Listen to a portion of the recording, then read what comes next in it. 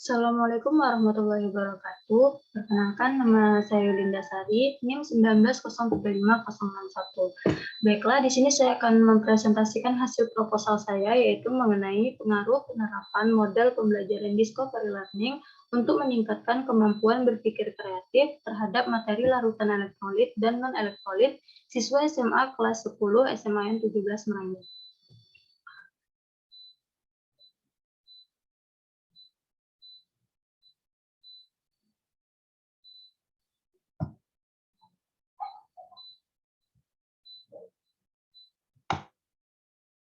Nah, pada proposal ini yang akan dibahas yaitu yang pertama bab 1 mengenai pendahuluan, bab 2 tinjauan pustaka, bab 3 metodologi penelitian, dan yang terakhir daftar pustaka. Nah, selanjutnya pada bagian pendahuluan itu akan dibahas mengenai latar belakang, identifikasi masalah, pembatasan masalah, perumusan masalah, tujuan penelitian, dan manfaat dari penelitian. Yang pertama yaitu latar belakang, di mana kita ketahui bahwa pendidikan mempunyai peranan yang sangat penting dalam pembangunan manusia Indonesia seutuhnya. Oleh karena itu, pendidikan sangat perlu untuk dikembangkan dari berbagai ilmu pengetahuan. Selanjutnya yaitu ilmu kimia. Ilmu kimia merupakan salah satu cabang pembelajaran sains di sekolah. Ilmu kimia mempelajari segala sesuatu tentang zat yang meliputi sifat komposisi, struktur, perubahan, dinamika, dan energetika zat yang melibatkan keterampilan dan penalaran. Berdasarkan observasi yang sudah dilakukan, diperoleh data bahwa selama pembelajaran siswa hanya mendengarkan dan mencatat informasi yang disampaikan oleh guru. Selain itu, siswa hanya bermain handphone, mengobrol dengan teman, sehingga siswa menjadi pasif dan tidak kreatif, tidak mampu mengajukan pertanyaan, tidak mampu mengemukakan banyak gagasan, dan lambat dalam bekerja. Nah, pada penelitian ini, materi yang akan digunakan adalah mengenai materi larutan elektrolit dan non-elektrolit melalui model pembelajaran discovery learning. Untuk meningkatkan cara berpikir kreatif pada peserta didik. Melalui model pembelajaran ini, siswa diajak berpikir kreatif dalam kegiatan merumuskan masalah, membuat hipotesis, merancang percobaan untuk memperoleh informasi, mengumpulkan dan menganalisis data, serta membuat kesimpulan digunakan untuk menemukan konsep yang dipelajari, sehingga melatih keterampilan berpikir dari peserta didik.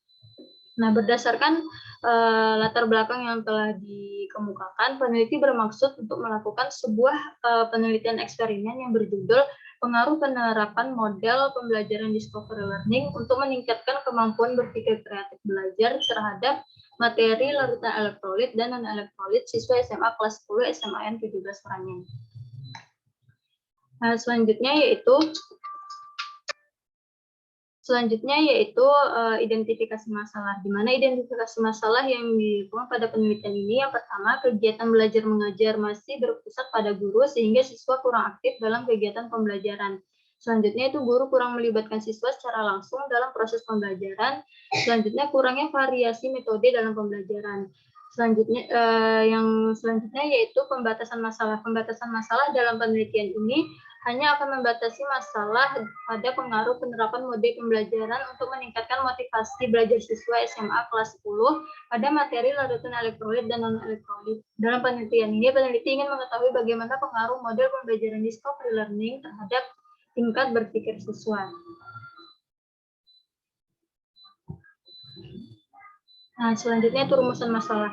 Bagaimana kelayakan model pembelajaran discovery learning pada materi larutan elektrolit dan non-elektrolit terhadap kemampuan berpikir untuk siswa kelas 10. Tujuan dari penelitian ini yaitu mengetahui pengaruh penerapan metode pembelajaran discovery learning dengan media pembelajaran terhadap kemampuan berpikir kreatif siswa SMA kelas 10. Selanjutnya yaitu manfaat penelitian, di mana bagi siswa penelitian ini bermanfaat, dapat meningkatkan motivasi belajar siswa dengan model pembelajaran discovery learning. Bagi guru, menambahkan pengetahuan guru mengenai model pembelajaran discovery learning dan dapat mengaplikasikan model tersebut dalam kegiatan pembelajaran sehingga guru memperoleh pengalaman langsung melalui metode eksperimen. Bagi sekolah digunakan sebagai bahan informasi dan kajian untuk melakukan penelitian lebih lanjut mengenai model pembelajaran discovery learning dalam kegiatan pembelajaran. Dan bagi peneliti, memberikan masukan sekaligus pengetahuan untuk mengetahui gambaran kuantitatif seberapa besar pengaruh penerapan model pembelajaran discovery learning dengan media pembelajaran terhadap motivasi belajar siswa SMA kelas 10. Selanjutnya yaitu pada bab 2 yaitu tinjauan pustaka, di mana pada tinjauan pustaka ini akan dibahas kajian teori, penelitian relevan, kerangka berpikir, dan hipotesis. Yang pertama yaitu kajian teori, di mana pada kajian teori ini akan dibahas mengenai discovery learning, larutan elektrolit dan non-elektrolit, dan berpikir kreatif, di mana pada pembahasan discovery learning itu akan dibahas mengenai pengertian discovery learning, karakteristik discovery learning, tujuan dan manfaat discovery learning, kelebihan dan kekurangan dari discovery learning. Selanjutnya yaitu penelitian relevan, di mana proposal yang saya ajukan itu memiliki beberapa penelitian yang relevan, di mana penelitian yang pertama itu dilakukan oleh Hendrik dengan judul Model Discovery Learning dengan pendekatan saintifik bermuatan karakter untuk meningkatkan kemampuan berpikir kreatif. Hasil penelitian menunjukkan perangkat pembelajaran yang dikembangkan valid rata-rata kemampuan berpikir kreatif kelas model discovery learning dengan pendekatan saintifik lebih baik daripada kelas ekspositori. Selanjutnya itu penelitian yang dilakukan oleh Ade Dewi Santika dan kawan-kawan yang berjudul penerapan model discovery learning dalam meningkatkan kemampuan berpikir luas materi elektrolit dan non-elektrolit siswa SMAN 6 Metro tahun pelajaran 2016-2017 di kelas 10. Digunakan sebagai sampel yang diperoleh dengan menggunakan cluster random sampling. Hasil penelitian menunjukkan bahwa kepraktisan dan keefektifan model discovery learning berkriteria tinggi, nilai rata-rata kemampuan berpikir luas. Selanjutnya yaitu kerangka berpikir, di mana pada penelitian ini akan dilakukan dua kelas, yaitu kelas eksperimen dan kelas kontrol, di mana pada kelas eksperimen itu akan menggunakan model pembelajaran discovery learning, sedangkan pada kelas kontrol akan menggunakan model pembelajaran konvensional atau model pembelajaran yang berpusat pada guru, di mana dari kedua kelas ini akan diuji cobakan mengenai kemampuan berpikir kreatif dari peserta didik. Nah, hasil dari kedua kelas tersebut akan dibandingkan. Nah, selanjutnya yaitu ada hipotesis penelitian, di mana H0 tidak ada perbedaan yang signifikan terhadap kemampuan berpikir kreatif siswa kelas 10 pada materi larutan elektrolit dan non-elektrolit melalui model pembelajaran discovery learning. Sedangkan HH terdapat perbedaan yang signifikan terhadap kemampuan berpikir kreatif kelas 10 pada materi larutan elektrolit dan elektrolit melalui model pembelajaran discovery learning. Selanjutnya yaitu bab 3 mengenai metode penelitian, di mana pada metode penelitian ini akan dibahas mengenai jenis penelitian, tempat dan waktu, definisi operasional, populasi dan sampel, variabel dan data, dan instrumen penelitian. Yang pertama yaitu jenis penelitian.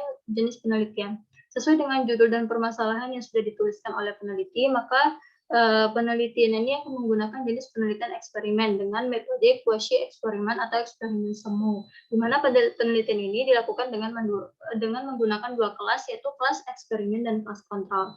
Sedangkan tempat dan waktu penelitian ini dilaksanakan di SMA Negeri 17 Merangin pada semester genap. Pelaksanaan penelitian ini direncanakan pada bulan Januari-Juni tahun 2023. Selanjutnya yaitu ada definisi operasional. Definisi operasional yang akan dibahas yaitu mengenai pengertian dari discovery learning, berpikir kreatif, dan larutan elektrolit dan non-elektrolit. Selanjutnya yaitu populasi. Adapun yang menjadi populasi dalam penelitian ini adalah seluruh siswa kelas 10 SMA Negeri 17 Merangin tahun ajaran 2022-2023. Sedangkan sampel yang digunakan yaitu pengambilan sampel dalam penelitian ini ada dua kelas, yaitu 10 MIPA 1 sebagai kelas eksperimen dan 10 MIPA 2 sebagai kelas kontrol.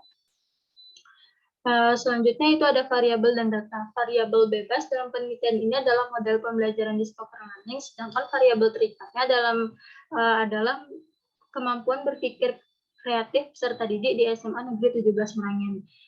Teknik pengumpulan data dilakukan melalui 2 cara, yaitu melalui tes dan non-tes. Selanjutnya itu instrumen penelitian.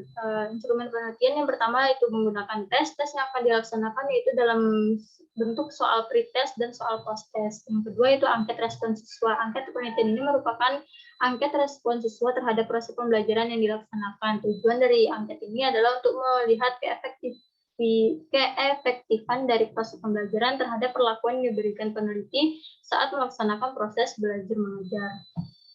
Selanjutnya yaitu ada teknik analisis data. Yang pertama itu uji normalitas. Untuk mengetahui bahwa data sampel yang diambil berdistribusi normal, dilakukan uji normalitas ini dengan menggunakan uji one sample Kolmogorov dan Smirnov. Selanjutnya yaitu uji homogenitas. Uji homogenitas bertujuan untuk mengetahui apakah sampel berasal dari populasi yang homogen atau tidak. Selanjutnya itu ada uji validitas. Untuk menguji validitas dari soal dalam penelitian ini digunakan skala Likert dalam media penilaiannya. Dan selanjutnya itu ada uji hipotesis. Hipotesis merupakan jawaban sementara dari pertanyaan-pertanyaan yang ada di dalam rumus masalah. Selanjutnya itu ada koefisien determinasi. Koefisien determinasi adalah koefisien determinan, merupakan ukuran yang dapat digunakan untuk mengetahui besarnya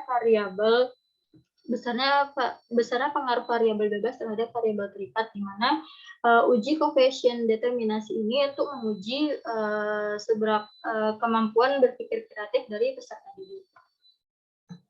Nah, dalam penelitian ini saya mengambil beberapa daftar pustaka, yaitu sebagai berikut.